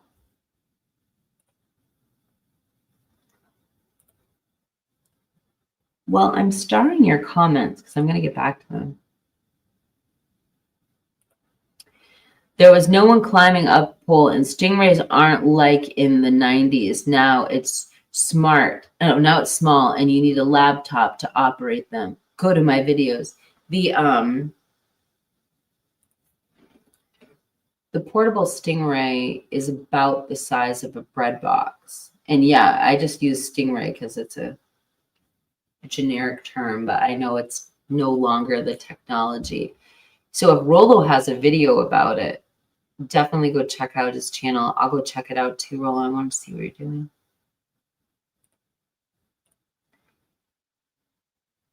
Cy-Ray is definitely talking about the use of a Stingray in PA to locate BK.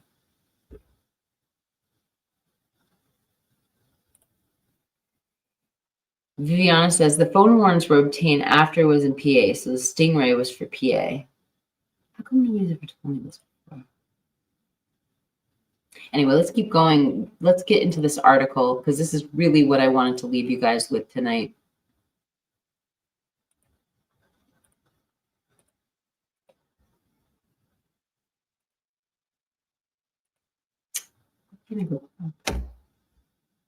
Okay.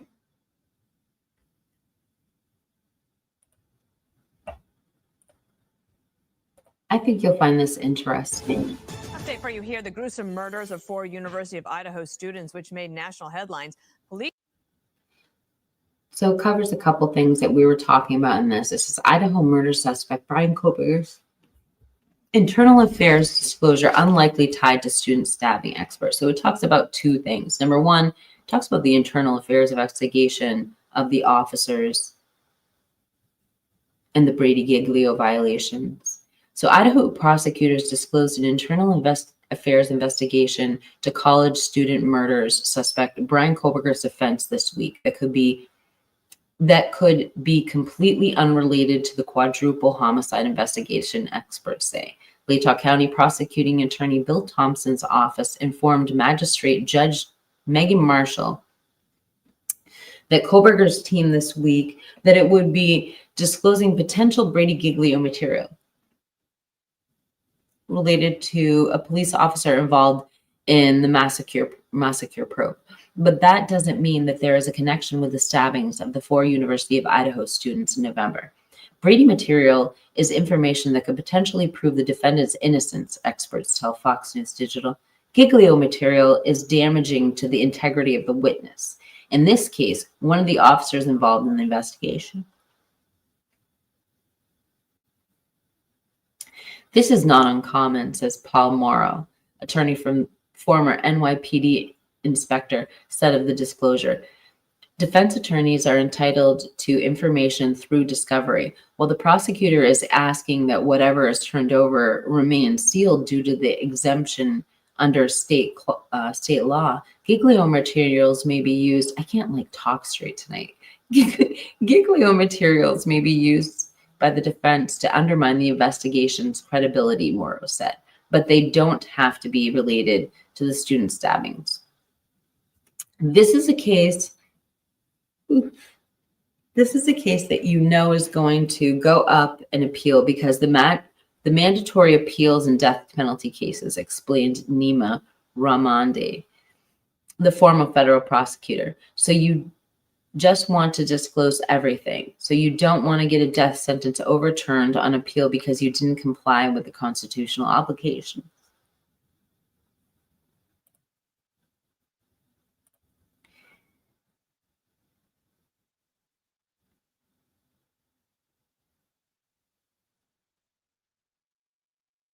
Okay. Furthermore, he said prosecutors likely won't even call the impeachable officer to testify anyway and will build their case around the unimpeachable evidence. It comes as the city, its police department, and several officers face federal lawsuit from a church group in town alleging violations of constitutional rights and the connections with the crackdown on protests for COVID-19 restrictions. And that case is Wilson versus Moscow. Idaho's move to resurrect the firing squad makes sense in the quickest, surest death penalty option, experts say. The disclosures might be related to federal, I guess that was a headline, sorry about that. The disclosures might be related to the federal lawsuit, or they could be related to something else entirely, experts say.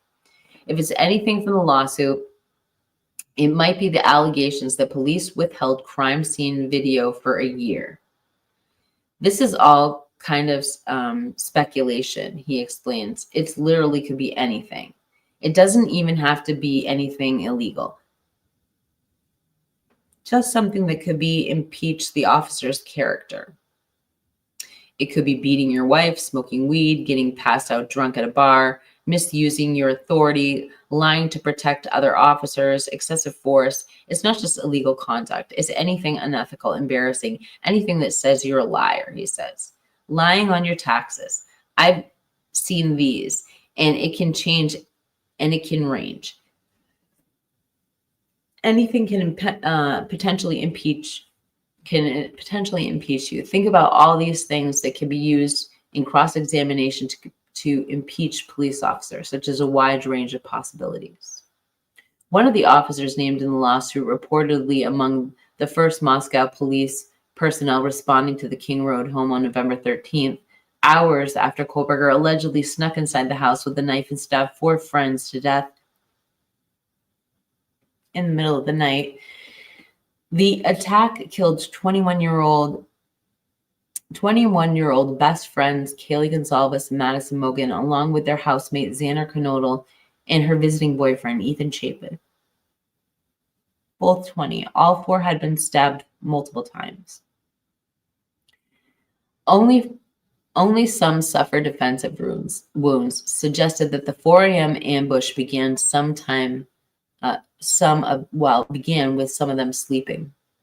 Kohlberger is being held without bail in Latah County Jail. His preliminary hearing was scheduled for the week of June 26th. Okay, I've got to go to bed, you guys.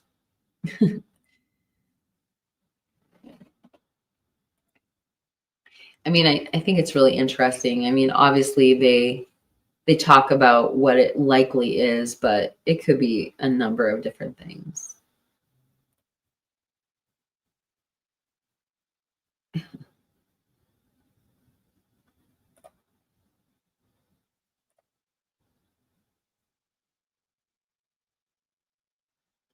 And I mean, it looks like it's just a forensic download of the phones that, well, I don't know, the DoorDash, the ring cam. There were a lot of good points. I mean, we think about to that, like, of the alibi, like, wasn't it weird how they didn't know the whereabouts of Xana and Ethan for so long?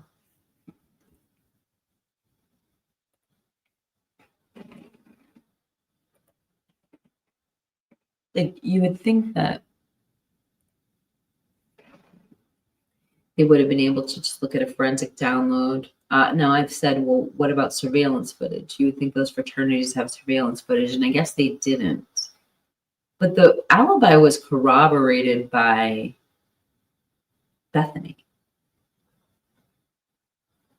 And then the other thing is family members had corroborated that they were home by 1. So that was kind of weird that they didn't know their whereabouts for so long.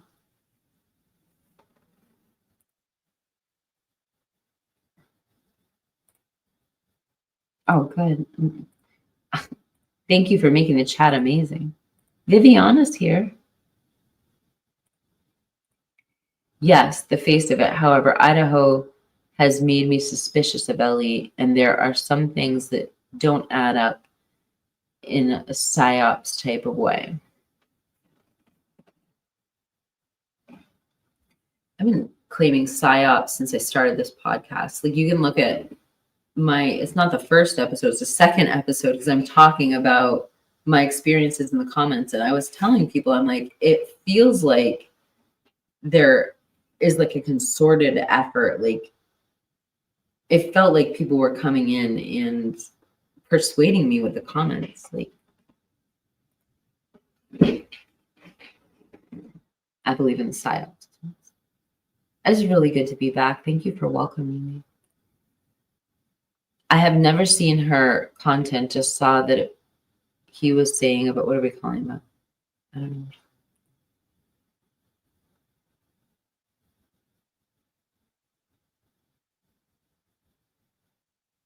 Oh, Rolo, that's loyalty.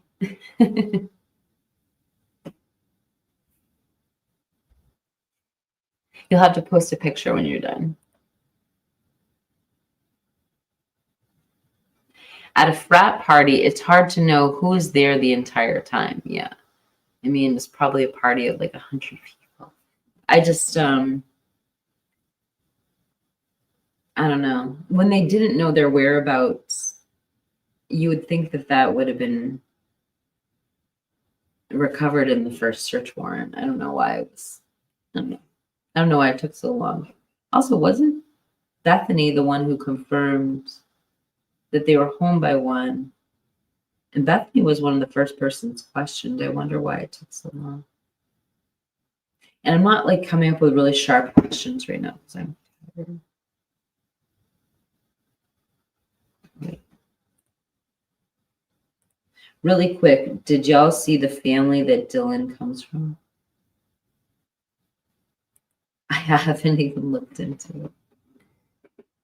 To me, it sounds like they settled on Brian and they changed the story to fit their narrative. Maba initially said TOD was time it up.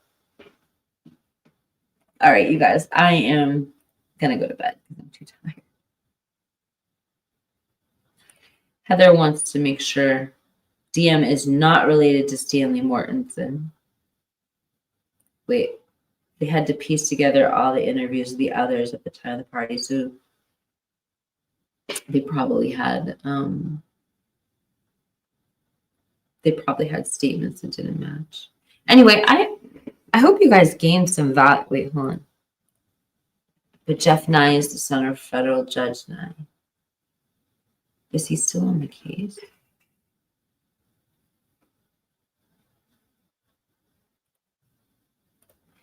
All right.